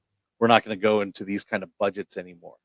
Because it for some reason, and I don't know how it happened, but it seemed like these streamers, Netflix, Hulu, Disney, Warner Brothers, somehow they got a giant checkbook. I think people are saying that these may have been these ESG loans. I have no idea what that is or how that works, but yeah, they were given a lot of money to basically bring in this new messaging, this new style of storytelling, and I think that money's gone. I mean, unlike the government, Hollywood can't print money. Well, what the strikes are an opportunity for the studios to do their own version of the snap. Mm-hmm. It's their own version of the snap. And basically you're going to see the industry shrink by half, because the audience has shrunk by half and cannot support all of these TV shows and movies and streaming services. Like, we just don't have the money as fans. But the thing is, I mean, this is the sad thing, is we were there. When Force Awakens came out, we came out in droves, not knowing anything about what we were going to see. You know, it was a hit before the first line of the script was written. Right. You know, that time doesn't exist anymore. Disney Star Wars has squandered, you know, our love of movies at this point. You know, the entire industry has squandered our love of movies, you know. Yeah. Because we were spending a lot of money on it. And then when the quality went down, we started spending less and less of it. And now they blame us for not being interested anymore when they're the ones who made it uninteresting. Let's go to final comments for today's show. We'll be doing a more extensive show on Friday where actually Alan and I will give our full spoiler review. And then we're going to be bringing on guests Pauly from Latino Slant and Dante James from Verbal Riot Show. And maybe some other special guests. We'll do a panel, kind of a panel of our own. Will be coming on Friday's show at 9 a.m. Pacific time, 12 p.m. Eastern time. Let's go to the comments here. I'm interested in hearing what Pauly thinks of the Latino representation in Captain Marvel. What about the Asian representation, Alan? We got one. You got one. We got one. You got one. All right. Your comments and super chats. I've been talking about this movie all day today. Eric K for 2. 3.95 billion ladies in the world will show up. If that happened, there would be a lot more. That would just change the film industry. Eric K, I don't think if I had the magic 8 ball, I'd say the outlook is not good. Yeah. Charles W. Jansen, the second, you've been very generous today, Charles, for 10. Sex swaps can work. Look at His Girl Friday from 1940 and the remake of The Front Page from 1931. True, they can work. It can be done. It takes skilled filmmakers to do it, but it can be done. Right. Super chat here from Chris. People in the chat, start diving into classic film. The name of the game is the Criterion Collection. Half off movies in November at Barnes & Noble. That's worth a trip. I will be heading to Barnes & Noble. Yeah, but I've been buying mostly like 4Ks of movies that are classics that if I'm going to have my desert island collection, it's always my goal to have like, well, if I was on a desert island, here are my movies. And it's not a huge amount of movies. So you're not going to be streaming on a desert island. No, I'm going to have physical media. Star Wars Marvel Purist member for a month says, Hail, Chris. We met at the Dallas meetup. Thank you for that. I finally launched my channel 2 weeks ago. Hey. I'll be covering OG Star Wars and Marvel this weekend. Blade. Look up Star Wars Marvel Purist. Throw him a sub. And there you go. And I was kidding about this stunning and brave movie, says Eric K. I think we know. We know you were kidding. Fairly sure of that. Starting from the top now. B Rad says, if this was the plan, I agree with Alan. Feige is done. We'll see. Well, I'll need a fast car when Mad Max starts happening soon, lol, says Infected Goat 777. Yeah, I always think like when it comes to the post-apocalypse, I don't think I look good in a pair of assless leather chaps. Like when you look at the way everyone dressed, they don't have washing machines in the future, but they basically dress like they're going to some BDSM club. So I'll have to go shopping and that'll be what I wear in the apocalyptic future. Let's just say it won't be your decision to make. Yeah. No, that's all they have. All we have are assless chaps and leather chains and leather and chains. That's our dystopian present. Brock Sampson, I doubt that. Behind the scenes, they have to work while hiding from the DEI thought police. Mm-hmm. Ryan Landis says they can bring back the old cast. I'm not falling for it. Until those writers get their old jobs at Starbucks back, I'm out. Yeah. The writers, you could bring back the old cast, but what are you going to do with them? And, right. And how are you going to screw it up? Headline, you don't go back to doing an old bit. That would be so lame. Cameo in multiverse, okay. That fallback has been after credit scenes. From Rumble, $8.24. Marvel's reliance on pandering really took hold of the company during phase 2, so it became evident but tolerable during phase 3. The success of 2018, 2019 seemingly only solidified their phase 4 decisions. So there you go. Super chat here from Newark for 2. Frank, can you explain the meaning of Film Threat? Film Threat is a middle finger to Hollywood. Film Threat is a punk rock. It started as a punk rock fanzine that evolved into a magazine and then a website and a YouTube channel. Film Threat is anything that's a threat to the film industry. I'm talking about the mainstream film industry, which is what independent films are. Film Threat is anti-corporate. Film Threat is about independent creators. Shall I go on? That is the meaning of Film Threat. So there you go. If you've never seen, just look up Film Threat Sucks. So, yeah. Let's see. Thanato Foric for 5. I'm saying it wrong. My apologies. Kirk Douglas's Ace in the Hole is great. Shows the new media has been rotten for decades. True. And Paulie's here. Paulie's making jokes in the chat. But we're gonna have Paulie on the show on Friday. He's gonna come on the show then. Let's see. How would you fix the Marvels? Says Willie Monkey King's music for 2. You could not fix it. The premise is flawed in itself. Once you see the movie, I think you'll realize that all of the reshoots were meaningless. There was no way to fix it. I would say skimpier uniforms. Actually, make it when you look at like the early Charlie's Angels movies, you know, the ones with Cameron Diaz, where she's like dancing in the Spider-Man underoos. Yeah. Make Captain, you know what? Captain Marvel can be sexy and she can be a strong woman. And She-Hulk can be sexy and appealing to young men and boys and be a strong woman. Being a strong woman, it doesn't mean you suddenly have to become sexless. That seems so narrow-minded. But I would make it. I would actually have made, if I was going to do the Marvels, I would basically do Charlie's Angels in space. That's what it would be. Yeah, it would be fun. Charlie's Angels. Can you think about that? If I just said Charlie's Angels in space, but what they did was this, you know, this lecturing. What do they call that? Danica from Comic Book Girl 19. Shout out to Danica, Comic Book Girl 19. Her whole thing was the no fun Marvel mommies. Yeah. I mean, if you were going to make Kamala and Carol gay, then go for it. Lean into it. You know, have a moment where they're off to the side making out or something like that. Right. Why not? Bobby's World for 2. Another great show. Thanks, Film Threat. Well, thank you.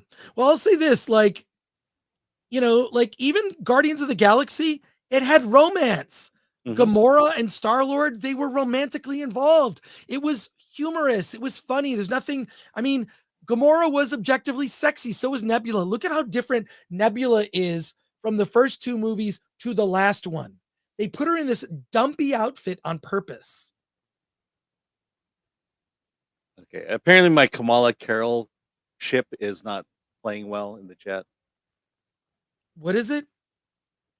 Oh, shipping Kamala and Carol. All right. We're not going to be doing. Yeah. Not going to be doing that. All right. It's just an idea. Come on. I'm just throwing that out there. They basically without actually saying it out loud, none of these women have an interest in men. They all have interest in other women and what other women are doing. They might as well have just gone full lesbian. Just make it gay. It's what do they call that? Gay coded. It's gay coded. You'll see. Although, okay, so here's something. If you are actually going to watch this movie, there are moments where the 3 are together and having a conversation. There's a point where Carol yells at Kamala because she wouldn't get in the ship and she was going to put lives in danger. And then there's a scene of an apology about that from Carol, and it felt like to me an HR meeting I once had to attend. Exactly, it was like such a. I hate to say this, this will be sexist for a minute. It's such a girl thing. Like, hey, I'm so sorry. I didn't like, they're all trying to out nice each other and it's ridiculous. So going to start at the top. And I hate to say it, women don't do that in real life. They're just as catty and mean as men can be. I just think conflict is interesting, and there is very little. The conflict in here is forced. Yeah. It doesn't feel organic. Alan and I, unfortunately, we got to leave in the next 5 minutes because you and I both have movies to go see. Yeah. I actually have an interview to do in 10 minutes. Okay. Kimberly Moore, who's a member, says they managed to ruin What If as well. Zodlander, what happened to Marvel the Black Knight? Did it happen somewhere? I haven't watched Moon Knight. It was in Eternals. Well, they just introduced the concept and then don't do nothing with it. Patrick Lemire, RDJ is worth it, but equity dictates the unworthy get paid like superstars. S. Planadin, the Fallout, there will soon be a lot more plumbers and coders. It's okay to laugh, says the fall of the empire has finally come. And David Gear says they wasted money on doing the shoots, doing the reshoots, doing the special effects, then doing screenings. After getting feedback, they reshot scenes and did the special effects again. Not cheap. Yes. Fix it in prep. That's what we. Yep. And Infected Goat says all the goodwill is gone. David D just subscribed to Film Threat. By the way, loved Attack of the Doc. Well, thank you for that. Thank you for loving Attack of the Doc. And Spidey Sensei 72 says, heard a rumor you might be appearing on Danica's weekend movie show. Hope to see you there. Yes. Danica asked me, do you want to be on my show? She has a lot more subscribers than we do. She said, we'll do a subscription drive. We'll get you to 100,000. I don't know. Our growth is kind of slow. It's fine. I mean, thanks Hollywood. Thanks Strike. Yeah. But, I'll be doing that. But, yeah. Oh, and a final super chat from Paulie for 2. You ain't punk rock, foo. I don't know. Paulie and I were having a debate because I went to Lucha Vavoom and he didn't. That I might be more Latino than Paulie. Were you discussing this at a Paulie barbecue by any chance? No, we were discussing it by text, giving each other shit. Okay. We were just giving each other shit. So, yeah, Paulie's going to be on the show on Friday, and he's going to tell us about his new project. But we're going to leave it there. We're going to take an even deeper dive on Friday. So come back Friday. We'll talk spoilers. We'll talk with you, the audience, who's seen the film. But the bottom line is, Alan gave it a 4 out of 10. Alan gave the Marvels a 4 out of 10. Alan is a Marvel shill. I'm sorry. White tank top. That's all I'm going to say. Again, think of it. If you had made Charlie's Angels in space, do you know how much fun that sounds? Like they're all on a mission and they're trying to do stuff and it's kind of sexy. And the cool thing about Charlie's Angels, great show as always, says Max Relax for a member for 4 months. Thank you for that. But Charlie's Angels, they used their attributes as a way to seduce men and defeat the people who deserved it. Occasionally fell in love along the way. Charlie's Angels was always really fun. And to me, if you said Charlie's Angels in space, I'm sold. But what we ended up with was what we got. And there's, it's even worse than you're thinking. Now, that doesn't mean it doesn't have its moments. There are moments, but most of those, it's just a lot of them are just sort of, accompanied by something incredibly cringe. Alan, final thoughts before we end the show today. Yes, everyone go see the Marvels so we can all talk about it on Friday. Or don't see the Marvels and we'll talk about it anyways. Okay. All right. I want to thank Ms. P. Coffee, our mods, Lord Thoth, Latino Slant, Gridiron Masters, Thank you. We will be back on Friday with our Friday Film Threat Livecast. We're going to continue to talk about the Marvels. We'll also be talking about other films that we've seen. It's going to be a long show on Friday. In addition, I will tell you about The Hunger Games with Rachel Zegler.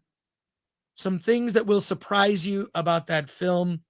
There you go. So we'll be back on Friday. Alan, anything coming up? What do you got going on? Nothing at the moment. I'm seeing Wish tomorrow and maybe Holdovers. That's about it. Okay, so we're going to talk about Holdovers, Wish. I'm seeing the movie Poor Things. There's a lot. Plus, we have Award This coming up. We're relaunching the Film Threat shop. Lots of stuff happening in the world of Film Threat. So thank you if you are a new subscriber. Alan? Let's get out of here.